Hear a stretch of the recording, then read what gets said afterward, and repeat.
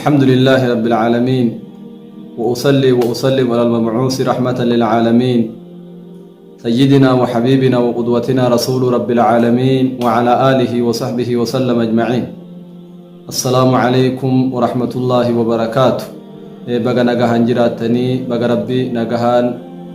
واي سوما رب لتي نديبي سجدا إن شاء الله تعالى ما تدري الصيام جدون هدان تندي عده صوم قرتي باتي رمضانا قاد سباتي رمضانا جل جرة يو ربي في خناف واي صياما ولي دبنا يرون إيغانا قرتي يرو واني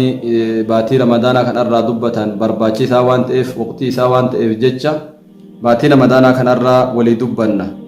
صوم جتشون كوني مال إني أكافان أرباتت صوم جتشون كن مال أكافان كيناتتس دبنا akka shar'iititti illee maali soomni kun mata duree jedhuun akkuma san sooma kana soomuun hukmiin isaa hoo maali sunna moo waajiba moo maali waan jedhamus gabaabbinaan walii dubbanna sagantaa kana keessatti yoo rabbi fedhe. Sooma jechuun akka lugaa afaan arabaatitti al-imsaaku eeganaa agartee uf qabuudha. Akkuma rabbiin kenna qaala ta'aalaa hikaayatan an Maryam alayha assalaam Maryamiin haadha Ciisaa nabiyyi isaa garteetiin hin duuba هذا إسار رانو همي ربي مال جد إني نذرت للرحمن صوما فلن أكلم اليوم إنسيا أني باتي رمضان إنه نما دبسو إراء أفق أبيجرا يوكين نما حاسوسيسو إراء أفق أبيجرا ربي كيا في جت دبته نم تكوه هن دبسو جت نما دا دبسو أبون نمو جهاسو أبون كمال جدما صوم جدما إمساك جت أفق أبو جت شكلوغاتي مطلق الإمساك ومرة أفق أبو دوبا جتشو وما برباد الرهو هاتو لكن أكا شرعي صوما كان جدأمو أكنت قد نيفمو صوما جتشون كني هو التعبد لله سبحانه وتعالى ربي قبروا نيتين إيغانا دوبا بالإمساك عن المفطرات وان سلا صوما لي صوما نمانا مجلابا لي سنهندرا أفقبو يرو فجر أثين بهر راقبي فجر الصادق فجر لما فاوكين كان جدأمو haga aduun garanaan gartee dabartutti waan silaa sooma namaa ni balleessa jedhamee dubbatame qur'aanaan haa ta'u hadiisa nabii kennaatiin alayhi salaatu wassalaam haa ta'u wannoota kanniin irraa eeganaa duuba uf qabutuhu sooma jedhamaa jechu. Hukmiin isaa ammoo maali baatii ramadaanaa kana kan jedhu hukmiin isaa soomu ramadaana waajibun bilkitaabi wassunna wal ijmaac قرآن في حديث نبي كناتين أكسم إجماع مسلم توتاتين باتي رمضانا كان صومون واجبة رجان أمو قرآن الرمال تجرى فأما الكتاب فقوله تعالى يا أيها الذين آمنوا كتب عليكم الصيام كما كتب على الذين من قبلكم لعلكم تتقون يا ور ندوغ أمستان أكمسان إرجماكية كان سنت إرجيا ور ندوغ أمستاني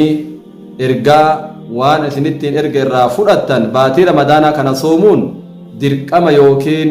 waajiba isinirratti godhamee jira jedhee rabbiin qur'aana keessatti nuuf dubbate. Baatii ramadaanaa kana waajiba isinirratti godhuun kun ammoo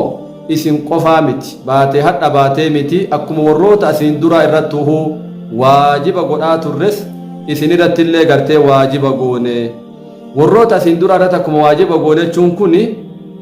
qalbii namaa bohaarsuuf rabbiin kenna. Adabaatii ramadaanaa kan ummanni asiin duraatu gartee soomee jira adaan ni danda'amaa jetti qalbiin namaatu ni bohaartii hin sodaattu jechu. Yoo ganamarraa yookiin yeroo fajira asiin bahirraa haga aduun garanaan dabartutti nyaataa dhugaatii irraa of qabuu qabdaa waan silaa shahawaata garagaraa irraa of qabuu qabda jedhanii namni rubbamaa rifatu isaatu mala sodaatu isaatu mala. Kanaaf sodaan sun akka irraa deemtu jecha rabbiin kenna. La isin qofaa miti warroon asiin duraallee akkanumatti soomaa turanii jedhe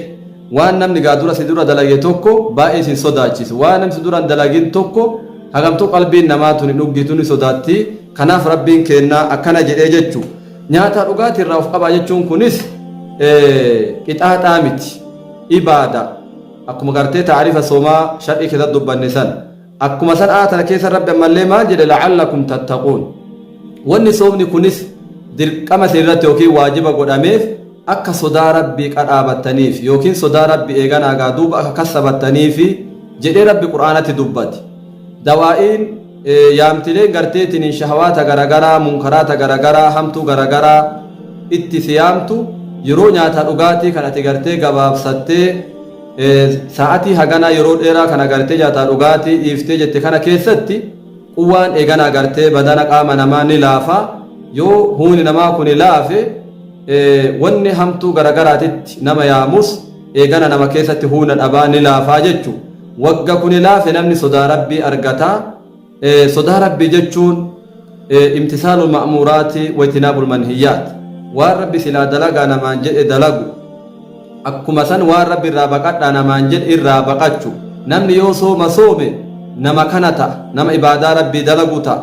nama akkasuma ammoo waan rabbi silaa irraa isa dhoowwe irraa nama dhoowwamu ta'a kanaaf hikmaan rabbiin kenna gartee duuba baatii ramadaanaa karaa godheef tokko isa kana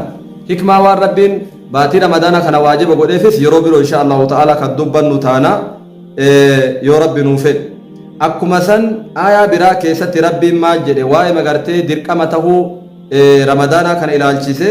faman shahida minkumu shahra falyasum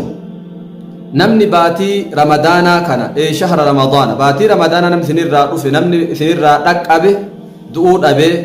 kan maraataan ta'e fayyaa qabaate namni baatii ramadaanaa kana dhaqqabe haa soomu jedhee rabbiin eeganaa gaa dubbate falyasum jechuun kun amriin ammoo eeganaa garteetiniin takuunu lilwujuub waajibaaf taate waan saarifni wahiin dhufini saarifni duuba bootaa kanatti wanni waan kanarraa deebisu amrii kana waan hin jirreef jecha baatii ramadaanaa soomuun waajibaa jechu وأما السنة فقوله صلوات الله وسلامه وبركاته تعالى عليه سنة إرى حديث نبي كنا إرى أمو جتش إسانيت مالك إسان جدان بني الإسلام على 50 إسلام من تني واشنين إجارمت يوكين واشنين أرقمت أساس نبؤور إسلام من ونسين رت أرقمتو يوكين التين أرقمتو واشن جداني نبي محمد عليه الصلاة والسلام حديث أغرتي كيستي ندبتن سن كيسا إيغانا دو مال دبتني باتي رمضانا دبتن أفرفا إرتي حديث بخاري مسلم كيست أفرفا إرتي صوم رمضان باتي رمضانا صومو إسلام ما نما كانان أرقمتي جئني نبي كين عليه الصلاة والسلام إيغانا غادوبا دبتني جيتشو باتي رمضانا دوبا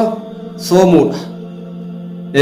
سنة الرارقان إذا كان دوبا جتشو وأما الإجماع إجماعني أمو كان جنو فقد أجمعت الأمة الإسلامية أمني مسلمة ولي قلني جراني على وجوب صوم رمضان كان صوم الرت واجبته إساء الرت ولي إيغانا قادوبا قلني جران باتي رمضان واجبتهون إيغانا رقان إساء قرآن فديس الرا كان فكات أكو مثلا إجماع المسلم توتالين waajiba jechuu irra jira ammoo lakki namni baatiin ramadaanaa kun waajibaa miti kan fedhe soomee kan fedhe gartee ni dhiisaa namni jedhe yoo duraan nama islaamummaa himatu taate namni sun murtaddii jedhama nama amantii irraa uf duuba deebi'e garteetiniin duuba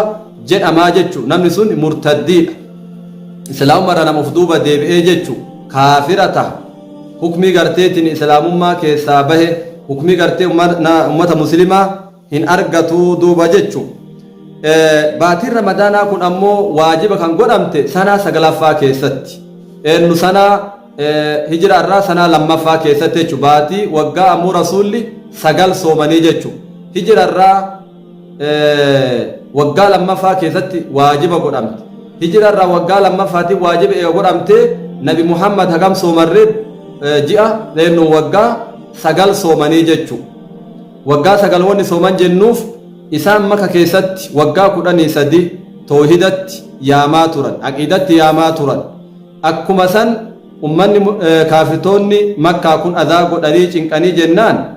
gara madiinaatitti deemuu yookiin baqachuu rabbiin isaanii hayyamee achitti baqadhaa jedheeni gara madiinaatitti galanii waggaa tokkoof way achitti illee toohidumatti yaamaa turan waggaa lammaffaa keessatti baatiin ramadaanaa kun dirqama isaan irratti godhamte jechu kanaaf idmeen isaanii eega nabiyyummaa argatanii waggaa 23 turanii waan amrii ta'aniif jecha waggaa 9 yookiin ramadaana 9 soomanii nabi muhammad alayhi salaatu wassalaam addunyaa kanarraa boqatan yookiin eeganaagaa deemanii duuba jechu kanaaf insha allahu ta'aalaa wanni hadhaaf isinii qabadhee dhiyaadhe kana fakkaata fuundura alaama yajibu sawmu baatii ramadaanaa kun soomuun eenyu irratti waajibata yookiin dirqama taha waajibooma isaa eega agarree hoo eenyu irratti waajiba tahaa kan jedhu irratti walitti kan deebinu ta'a agasi wassalaamu alaykum warahmatullaahi ta'aalaa wabarakaatu